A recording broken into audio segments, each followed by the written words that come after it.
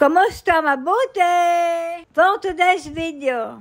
For today's video ay pupunta ako niya sa butika para kumuha ng mga gamot ni Lola. At paglabas ko nga ay meron ng nakapaskil na ganana. Ang ibig sabihin ay merong namayapa na nakatira dito sa aming building. Nakalagay dyan ang detalye ng namayapa, ang kanyang pangalan, kung saan ang seremonya at anong oras at kung saan ililibing. Kakilala namin yung namatay at nakatira siya sa taas namin. Siya ay si Aling Deborah. Maedad na din at siguro ay mahigit na sa 80 years old na at ilang beses ko na din yung nakita at nakakwentuhan ko na din. Ang una nga nagbalita sa amin ay manugang ni Lola na si Rapi. Maaga pa nga lamang ay nagpunta siya sa bahay at nagdala ng pakwan. At pagbukas ko nga ng pinto ay yun na agad ang bungad sa akin na mayroon nga daw namatay dito sa aming building. Bilin niya nga sa akin ay wag ko muna daw sasabihin kay Lola at siya na lamang daw ang magsasabi at tatawagan niya sa telepono. At pag alis ni Rapi ay ito namang si Nilush ay dali-daling nagpunta sa kwarto ni Lola at agad na imarites. Habang ikinukwento nga sa akin ni Rapi noon ay si Nilush ay tahimik lamang na nakaupo sa sopa ay yung pala'y nagko-concentrate sa pakikinig. At naunahan pa nga ni Nilush na magkwento si Rapi kay Lola. Hindi na din naman kami nagulat sa nangyari dahil matagal na yung may sakit at labas-masok na din sa ospital. Ay nga't sa kakamarites ko ay nandini na ako sa butika at muntik na nga akong hindi umabot. Nagsara na nga din sila at doon na lamang kami dadaan sa may likudan. Araw nga yan ng Biyernes kaya alauna pa lamang ng tanghali ay nagsasara na sila. Every 3 months akong kumukuha ng mga gamot ni Lola dahil ang reseta ng kanyang doktor ay pang-3 buwan na. Bukod sa mga gamot ni Lola na pang-maintenance ay meron din siyang vitamin D, meron ding ointment at meron ding insure. Lahat ng yan na reseta ng kanyang doktor ay wala yang bayad. Sana nga ay ganan din tayo sa Pinas na kapag tanda natin ay hindi na isipin ang pambili ng gamot lalo na ang mga pang-maintenance.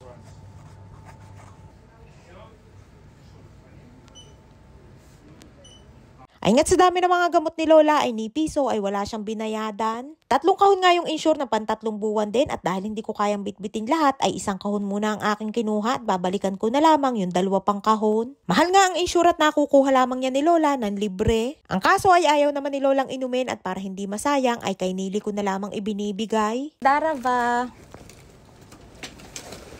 Ay na nga yung 1 kahon ng insure at meron yan laman na 30 peraso at pang 1 buwan na yan. Paborito nga yan ni Nilush kaya minsan kapag nasasalisihan ako sa kusina ay yan ang kanyang target na kuhanin. At nung wala pang ang pintuan ng kusina ay sa kwarto ko yan inilalagay pero dahil matalino si Nili ay inaabangan ako niyan kapag pupunta ako ng CR o kaya ay maliligo. Saka dun siya sasalakay pupunta sa aking kwarto at kukuha ng insure. Napakalaking tulong nga na may pintuan ng kusina namin dahil nung wala pa ay maya't maya ay nasa kusina si Nilush at panay ang kain. Ay nga tapos na at dini na ako pinadaan sa may likudan.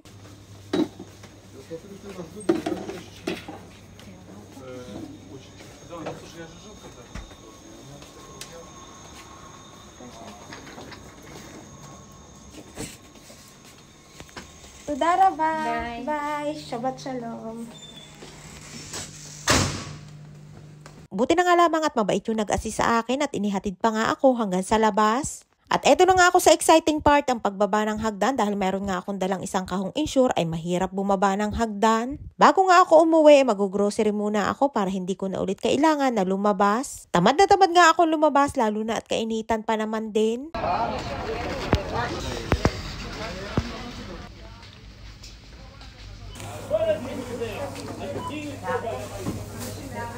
Ay nga't nakapamili na ako at pagkatapos dyan ay pupunta naman ako dun sa isang tindahan na medyo may kalayuan para bumili naman ng mga tissue. Ganun nga ang buhay namin mga caregivers, hindi lamang basta nag-aalaga ng mga matatanda kundi pang all around din. Andito na nga ako sa baba ng aming building at nakabili na din ako ng 1 damakmak na tissue at hindi ko na nga kayo naisama dahil pagoda na ang person. Ang dami kong ang bitbit at ang bigat din ng trolley bag na higit-higit ko. Hindi nga muna present si Nilush for today's video dahil nang dumating ako ay Sleeping Beauty ang person. Ay siya hanggang dito lamang ating kwento for today's video. Maraming po salamat sa inyong support at laging panunood. Mag-ingat po kayo palagi. And please subscribe to my YouTube channel. Please follow and share. Salamat.